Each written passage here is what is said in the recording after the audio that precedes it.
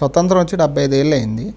అంటే మన భారతదేశం అసలు ఏం ప్రగతి సాధించిందంటే ఏం చెప్తారు మీరు? భారతదేశం ఏం సాధించింది అంటే 75 సంవత్సరాల స్వతంత్రాన్ని సాధించడమే భారతదేశం సాధించినటువంటి అతిపెద్ద విజయం. ఎందుకంటే భారతదేశంలో ప్రజాస్వామ్యం నిరాటంకంగా 75 సంవత్సరాల పాటు వెలసిల్లింది, పరిడి వెలుతుంది.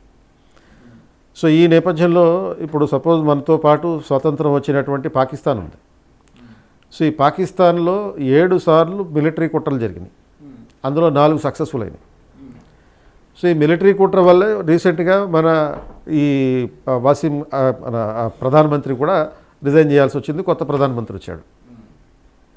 సో ఇమ్రాన్ ఖాన్ రీప్లేస్మెంట్ కూడా మిలిటరీ కుట్రే కారణం. సో ఇటువంటి నేపథ్యంలో అక్కడ 3 రాజ్యాంగాలు 4 రాజ్యాంగాలు మారినాయి. ఇండియాలో ఈ 75 సంవత్సరాల పాటు మనం సాధించినటువంటి అతిపెద్ద విజయం ఏంటి అంటే India has emerged as a successful and continuous democracy. అంటే ఒక సఫలవంతమైన ప్రజాస్వామ్యంగా పరిణమిల్లింది. 2, India has become the biggest democracy in the world.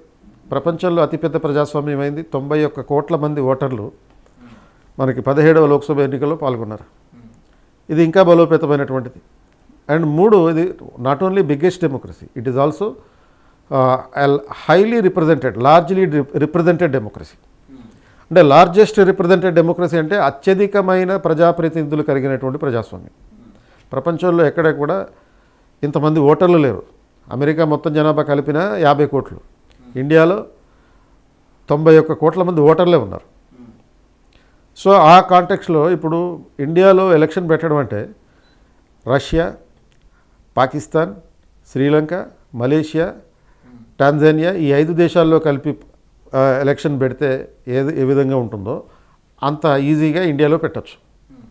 అంటే అది అంతకు మించినటువంటి ఒక డిసిప్లిన్డ్ డెమోక్రసీ ఇంకా ప్రపంచంలో ఎక్కడ కనపడుతుంది. అంటే డెవలప్మెంట్ విషయంలో మీరేమంటారు? అంటే డెవలప్మెంట్ విషయంలో మన భారతదేశం ఎంతవరకు అభివృద్ధి చెందిందంటారు? డెవలప్మెంట్ విషయంలో కావచ్చు, టెక్నాలజీ విషయంలో డెవలప్ అయింది ఆటోమేటిక్గా, కానీ డెవలప్మెంట్ విషయంలో కానీ ఈ మిగతా విషయాల్లో డెవలప్మెంట్ అయ్యిందంటారా?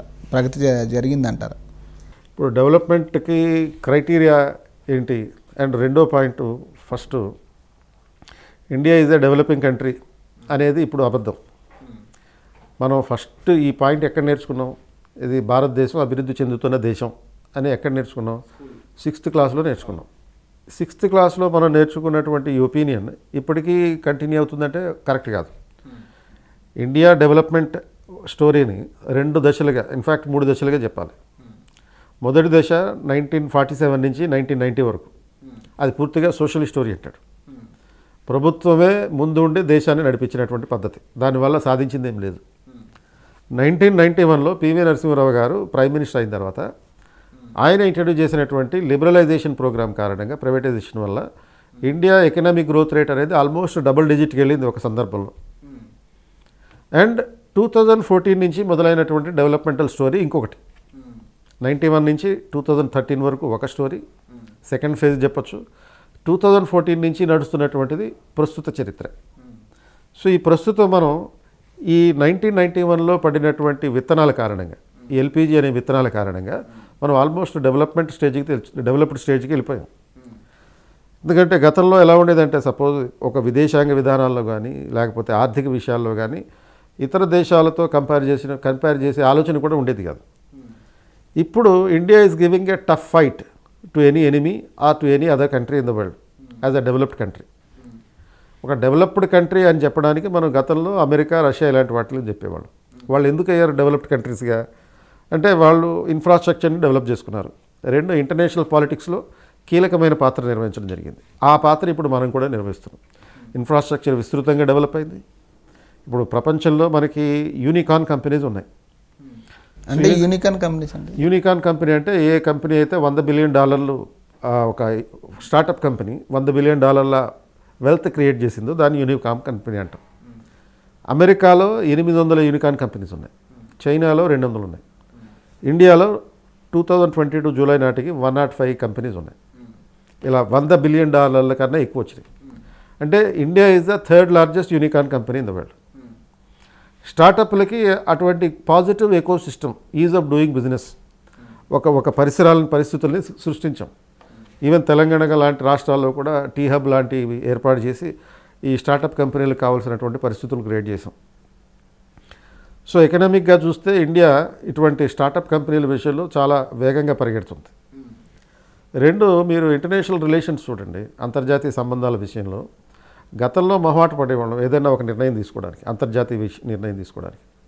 బట్ మీరు 2015 తర్వాత ఇంటర్నేషనల్ రిలేషన్ చూస్తే ఎటువంటి మొహమాటం లేకుండా మన పాలసీ క్లియర్గా ప్రపంచానికి తెలియజేస్తున్నాం. అంటే ఉదాహరణకి ఇప్పుడు జయశంకర్ గతంలో IFS ఆఫీసర్గా పనిచేసిన ఆయన, ఇప్పుడు జయశంకర్ గారు ఆయన ఫారెన్ అఫైర్స్ మినిస్టర్ ఉన్నాడు. సో ఈయన చాలా నిర్మోహమాటంగా భారతదేశానికి సంబంధించినటువంటి వాణిని ప్రపంచ దేశాలకి వినిపిస్తున్నాడు. ఇప్పుడు మనం లాక్డౌన్ టైంలో చూసాం, ఈ 60 చైనా యాప్స్ని నిషేధించడం జరిగింది. అటువంటి ధైర్యవంతమైనటువంటి పనిని గతంలో ఎవడు చేయలేకపోయాడు. గాల్వాన్ వ్యాలీలో జరుగుతున్నటువంటి చైనాతో జరుగుతున్నటువంటి చిన్న కొట్లాట కారణంగా చేసినటువంటి పని. అంటే యుద్ధం చేయకుండా కూడా శత్రువుని ఓడించవచ్చు, ఆర్థికంగా దెబ్బతీసి కూడా శత్రువుని ఓడించవచ్చు అనేటటువంటి పాయింట్ ఆఫ్ వ్యూలో. రష్యా నుంచి S-400 ట్యాంకులు మనం దిగుమతి చేసుకుందాం అనుకున్నాం. అమెరికా దీనికి అబ్జెక్షన్ పెట్టింది, కాట్సా చట్టం అనేటటువంటి చట్టాన్ని ఉపయోగించి. బట్ నువ్వు ఎన్నైనా శాంక్షన్స్ ఇంపోజ్ చేయి, నేను దానికి తలవగ్గను అని చెప్పి ఇంపోర్ట్ చేసుకోవడం జరిగింది. ఇప్పుడు ఏం చేసింది అమెరికా, వీళ్ళ మీద శాంక్షన్స్ ఇంపోజ్ చేస్తే అమెరికాకే నష్టం. కాబట్టి అమెరికా వాళ్ళు ఆ కాట్సా చట్టాన్ని 2-3 రోజుల క్రితం సవరించి ఇండియాకి మినహాయింపు ఇచ్చారు ఆ కాట్సా చట్టం నుంచి. సో ఈ శాంక్షన్స్ ఇంపోజ్ చేయడం అనేది, ఇండియాకి మినహాయింపు ఇవ్వడం అనేది ప్రపంచ చరిత్రలో ఇప్పటిదాకా ఫస్ట్ టైం. సో దానివల్ల ఇండియాకి బెనిఫిట్ అంటే, ఇప్పుడు ఆ కాట్సా చట్టం ఉపయోగిస్తే ఏమవుతుందంటే, అమెరికాకి ఎవరైతే శత్రు దేశాలు ఉన్నారో ఆ శత్రు దేశాలతోటి మిగతా దేశాలు వ్యాపారం చేయకూడదు. అండ్ చేస్తే కనుక ఆ దేశంతో అమెరికా సంబంధాలు పెట్టుకోదు. ఆ దేశంతో ఇంపోర్ట్స్ చేయదు, ఎక్స్పోర్ట్స్ చేయదు. బట్ ఇంపోర్ట్ చేయకపోతే, ఎక్స్పోర్ట్ చేయకపోతే నష్టం వచ్చేది ఇండియాకి కాదు, అమెరికాకి నష్టం వస్తుంది. ఎప్పుడైతే ఇండియాకి అమెరికా కావాలో అమెరికాకి కూడా ఇండియా కావాలి. ఇప్పుడు ఆల్మోస్ట్ 40% ప్రొఫెషనల్స్, అమెరికాలో పనిచేస్తున్నటువంటి ప్రొఫెషనల్స్ ఎవరు, అది మెడికల్ ఫీల్డ్లో కానీ, లేకపోతే సాఫ్ట్వేర్ రంగంలో కానీ, ఇంజనీరింగ్ విభాగంలో కానీ, ఏ రంగమైనా తీసుకోండి, 40% of the professionals working in America are from India. Chief executives కూడా 2-3 ఇండియా, 10 మంది వరకు అమెరికాలో ఉన్నారు. సుందర్ పిచాయ్ ఉన్నాడు. సో ఇటువంటి వాళ్ళు, అలాగే రీసెంట్గా ట్విట్టర్కి చీఫ్ ఎగ్జిక్యూటివ్ అయినటువంటి అగర్వాల్ ఉన్నాడు. ఇలా ఒక 10 మంది వరకు ప్రముఖమైనటువంటి కంపెనీలకి ఇండియన్సే ఆధారం.